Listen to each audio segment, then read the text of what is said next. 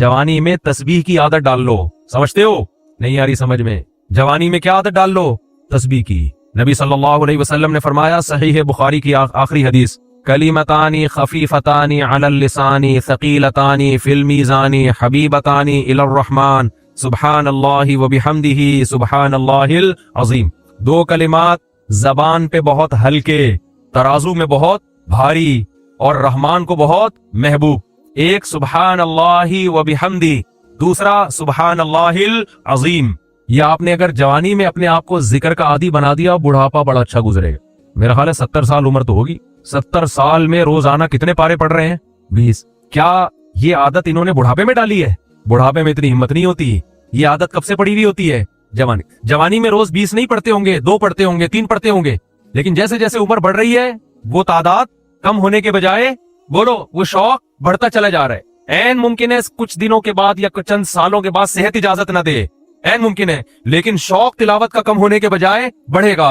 और अल्लाह अजर किस पे लिखेगा? शौक पे। हदीस में आता है किसी का कोई मामूल था, सेहत खराब होने की वजह से मामूल छूट गया तो अल्लाह उसके अमाल में वो नेकी लिखते रहते हैं। तो आज आपने अपने आप को मेरे भाई अल्लाह का थोड़ा थोड़ा अल्लाह का जिक्र की आदत डालो। मैं नहीं कह रहा आपसे ज्यादा नहीं होता तो वहशत ना पैदा, थोड़ा कर लो। आज थोड़ा करोगे, कल इस थोड़े में ऐसी लज्जत होगी कि अल्लाह इस मिकदार को बढ़ा देगा। हदीस में आता है सुब्हानल्लाहि वल्हम्दुलिल्लाहि वला इलाहा इल्लल्लाहु वल्लाहु अकबर, ये कलिमात अहब्बु इलल्लाहि मिम्मा तलअतिश शम्स औ कमा क़ाल सल्लल्लाहु अलैहि वसल्लम। सूरज जिन चीजों पे तुलू होता है, जाहिर है सूरज तो पूरी दुनिया पे तुलू होता है, उन तमाम चीजों में अल्लाह को सबसे ज्यादा महबूब ये कलिमात है। और देखो इसमें अल्लाह का कोई फायदा नहीं है, अल्लाह की आप हमदो सना करें, अल्लाह का कोई फायदा नहीं है। अल्लाह ये चाहते हैं मेरे बंदे अपनी जबान से मेरा नाम लिया करें। अल्लाह को इस बात की खुशी होती है।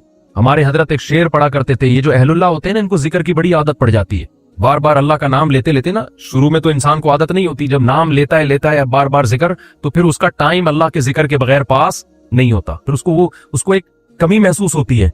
किसी को चाय की आदत पड़ जाए, चर्स की आदत पड़ जाए, सिगरेट की आदत पड़ जाए, नहीं मिले तो तड़पता है ना। तो जिसको जिक्र की आदत पड़ती है ना, उसको जब जिक्र का टाइम ना मिले तो उसका दिल परेशान होता है, उसको अल्लाह के नाम में एक चस्का आने लगता है। लेकिन ये पहले दिन नहीं होगा, आदत डालनी पड़ेगी। तो रोज आना इसका मामूल बना ले, 100 दफा सुबह 100 दफा शाम तस्बीह का मामूल बना ले। इससे क्या होगा? अभी शायद दिल न लगे आपका, लेकिन जैसे जैसे उम्र बढ़ेगी अल्लाह के नाम का चस्का लगना शुरू हो जाए। बुढ़ापा बहुत अच्छा गुजरेगा, अल्लाह को याद करके गुजरे। खोपड़ी शरीफ में बात आ रही है कि नहीं? और अगर हर वक्त दुनिया के तस्करे करते रहे ना, हर वक्त वीडियो गेम लेके बैठे हैं, पबजी खेल रहे हैं, सांप वाला, अब तो सांप वाला खत्म हो गया, अब आ रहा है सांप वाला। नोकिया में आता था, सांप लंबा होता जा रहा है, उसको पता नहीं फजूल टाइम वेस्ट कर रहे हो। हम परेशान होते हैं यार, हमारे पास कामों को निपटाने का टाइम नहीं मिलता। हम तो चाह रहे काश ये दिन 24 घंटे के बजाय 48 घंटे का हो जाए। और लोग क्या कर रहे हैं कि वो बाकायदा इरादा करके जाया कर रहे हैं टाइम। हमारे तो काम नहीं निपटते। जब हम रात को सोने के लिए लेटते हैं तो कहते हैं यार आज का दिन भी गुजर गया और काम वैसे के वैसे ही। और इधर बाकायदा इरादा करके जो है ना टाइम जाया किया जा रहा है कि चलो टाइम वेस्ट करते हैं। ऐसी चीज में टाइम गुजर जाए ना जो जहनी तफरीह का जरिया बने तो भी ठीक है, गपशप लगा लो दोस्तों के साथ बैठकर। ये क्या है यार, दिमाग को खामखा थका रहे हो बैठ के। तो अगर पबजी खेलने की आदत डाल ली तो जाओ गोरों का बुढ़ापा देखो। ओल्ड हाउस में बुढ़ापे में स्नोकर खेलते हैं, कैरम बोर्ड खेलते हैं, लिड्डो का नहीं मुझे पता, ये चीजें खेल रहे होते हैं बुढ़ापे में। और हमारा बुढ़ापे में एक दिन में 20-20 पारे खत्म कर रहा है। समझते हो कि नहीं? वो नमाज में दिल बहला रहा है, वो तहज्जुद में उसका टाइम गुजर रहा है। कोई वीडियो ना बनाए, लिखा हुआ है ना। तो ये कैसी अजीब बात है। आप जाएं वहां, एक साहब ने मुझे कहा कि मैंने यूरोप में बुढ़ी औरतों को देखा, बुढ़ी औरतें 5-6 बुढ़ी औरतें बैठी हुई और जुआ खेल रही हैं, ताश खेल रही हैं। कह रहे मुझे याद आया यार, एक हमारी बूढ़ी है, हमारी बूढ़ी औरतें मुसल्ले पे बैठी होती हैं, अल्लाह अल्लाह कर रही होती हैं, आखिरी वक्त अल्लाह का नाम लेके गुजार रही होती हैं। और एक ही बुढ़िया है और क्या खेल रही हैं? ताश के पत्ते। अच्छा लगते हैं बुढ़ापे में ये। हमारे बूढ़े को देखो, आदमी का दिल चाहता है इससे दुआ करवाए कि बाबा जी मेरे भी सर पे हाथ रख लो। जो ताश खेल रही हो बैठ के उस बुढ़ी से दिल चाहेगा? उसे तो आदमी नसीहत करेगा कुछ और कर ले। थोड़े दिनों में इतना राशा आएगा ना हाथों में, थोड़े दिनों में, कि एक पत्ते के बजाय 2-2 गिर रहे होंगे, 2-2 पत्ते एक साथ गिर रहे होंगे। तो इसलिए कारामत बना लो, कुछ थोड़ा बहुत अल्लाह का नाम ले लिया करो। अब करना क्या है हमने? मकसद हयात समझ में आ गया। अच्छा अमल, अल्लाह की इबादत, शुक्र गुजारी। अब सवाल पैदा होता है कि वो शुक्र गुजारी या इबादत जिस पे इस्लाम हमें लाना चाहता है उसको हम कैसे एक्सप्लेन करेंगे? क्या करना पड़ेगा हमें जिससे हम अल्लाह के शुक्रगुजार कहलाएंगे, जिससे हम अल्लाह के इबादत गुजार कहलाएंगे और जिससे हम अल्लाह के अच्छा अमल करने वाला कहलाएं? तो क्या करना पड़ेगा हमें? میں سمجھا پا رہا ہوں بس یہ بات کو میں سمیٹ رہا ہوں جلدی سے. اس کے لیے سورہ بنی اسرائیل میں اللہ نے 4 باتوں کا حکم دیا کہ جو آدمی 4 کام کر لے گا نا، اللہ کی نظر میں وہ عبادت گزار کہلائے گا، اللہ کی نظر میں وہ شکر گزار کہلائے گا، اللہ کی نظر میں وہ اچھا انسان کہلائے گا، اچھا عمل کرنے والا کہلائے. یہاں تک بات کلیئر ہو گئی؟ وہ 4 عمل کیا ہیں؟ سب سے پہلا دیکھو، یہ اچھے عمل کا مطلب نہیں ہے کہ آپ سی اے کرنا چھوڑ دیں. میری تقریر کا یہ ہرگز مطلب نہ سمجھیں کہ آپ اپنے بچوں کی بالکل بھی ٹینشن لینا چھوڑ دیں اور اسکولوں سے نکال کے ان کو ٹماٹر بیچنے پہ لگا دیں. ایسا نہ ہو میرے بیان کے بعد کوئی بچہ او لیول کر رہا ہو، ابا کہ بیٹا دنیا مسافر خانہ ہے، ٹماٹر بیچ.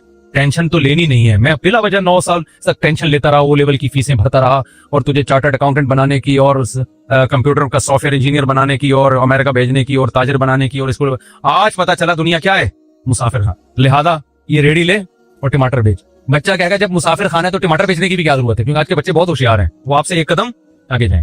وہ کہیں گے ابا پھر ٹماٹر بیچنے کی بھی تکلف کی کیا ضرورت؟ بیٹھ جاتے ہیں کسی درگاہ پہ جا کے، کچھ نہ کچھ لنگر بٹ رہا ہوتا ہے نا، تو ہمیں بھی مل جائے گا. مسافر خانہ ہے نا.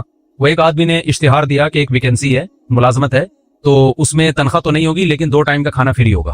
2 ٹائم کا کھانا کیا ہوگا؟ فری ہو. بندہ چلا گیا، بے روزگار بہت ہیں بیچارے، انہوں نے کہا چلو تنخواہ نہیں ہوگی 2 ٹائم کا کھانا تو ملے گا. تو پوچھا جی کام کیا ہے؟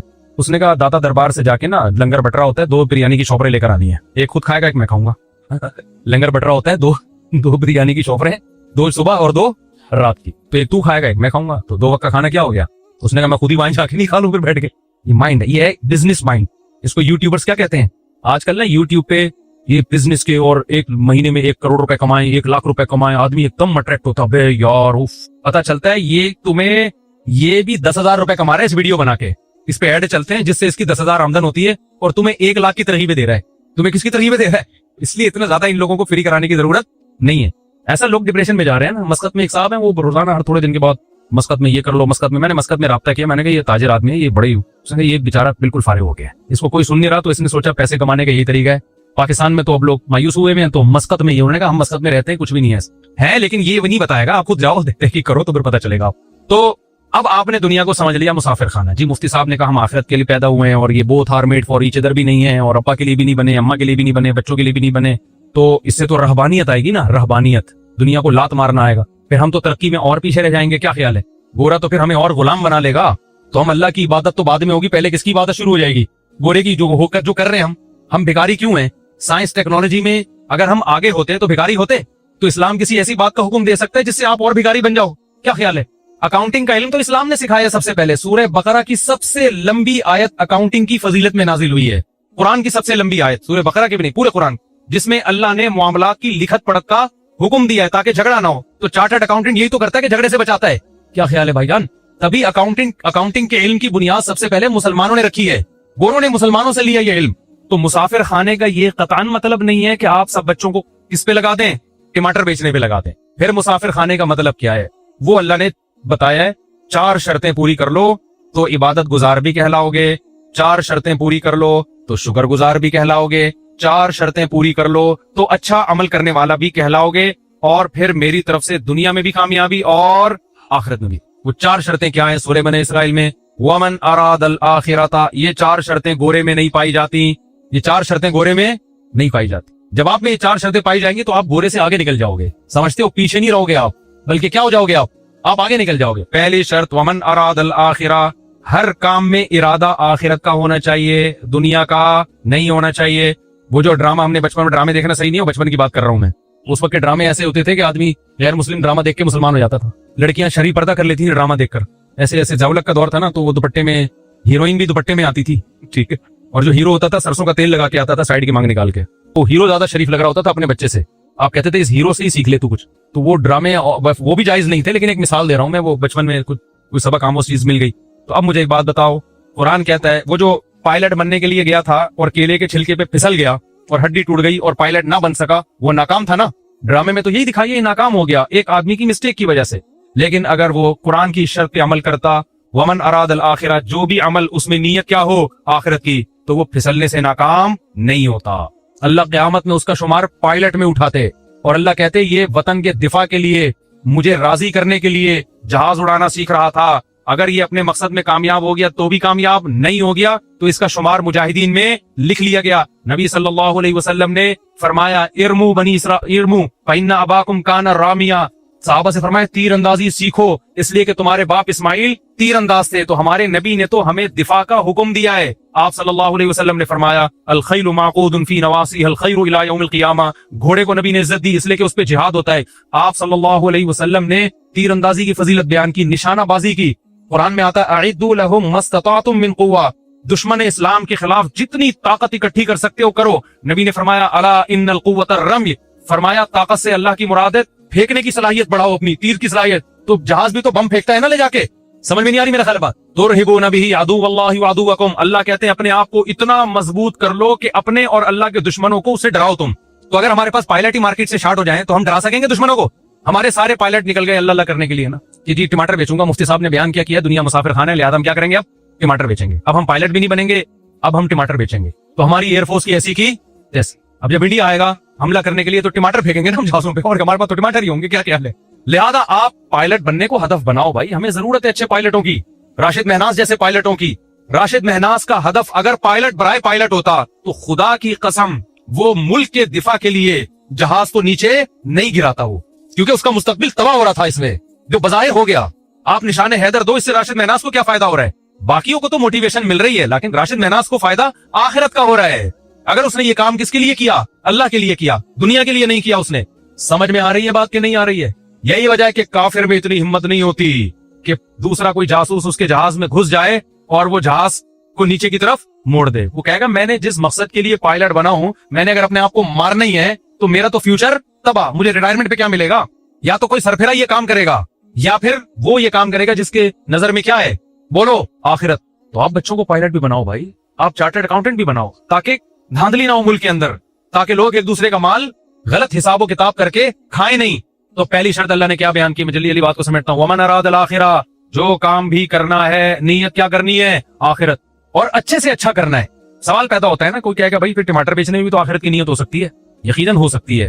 نبی نے فرمایا ایماندار تاجر قیامت کے دن پیغمبروں کے ساتھ، اگر کوئی ٹماٹر بیچ رہا ہے اس نیت کے ساتھ کہ میں لوگوں کے سامنے بھیک نہ پھیلاؤں، تو اللہ کی قسم ٹماٹر بیچنے کا بھی اس کو ثواب بولو ملے گا۔ نیت کیا ہے؟ آخرت۔ پھر وہ 2 نمبری نہیں کرے گا ٹماٹر بیچنے میں، پھر وہ ایسا نہیں ہوگا کہ ٹماٹر کی پیٹی میں اوپر اچھے اندر سڑے ہوئے، وہ یہ گڑبڑ نہیں کرے گا۔ لیکن پھر آپ کو موٹیویشن کیسے ملے گی؟ اس کے لیے نبی نے فرمایا المؤمن القوی خیر من المؤمن الضعیف، طاقتور مومن اللہ کو کمزور مومن سے زیادہ محبوب۔ تو طاقت جسمانی بھی ہو سکتی ہے، سائنس اور ٹیکنالوجی کی قوت بھی۔ طاقت کی ڈیفینیشن یہ ہے کہ آپ وہ کچھ کر سکتے ہو جو دوسرا نہیں کر سکتا۔ تو آپ جب کسی اچھی پوسٹ پہ جاتے ہو تو آپ وہ کچھ کر سکتے ہو جو ایک عام آدمی رکشہ چلانے والا اور ٹماٹر والا نہیں کر سکتا۔ تو آپ اس نیت سے حکومت کی لگام اپنے ہاتھ میں لینے کی کوشش کرو۔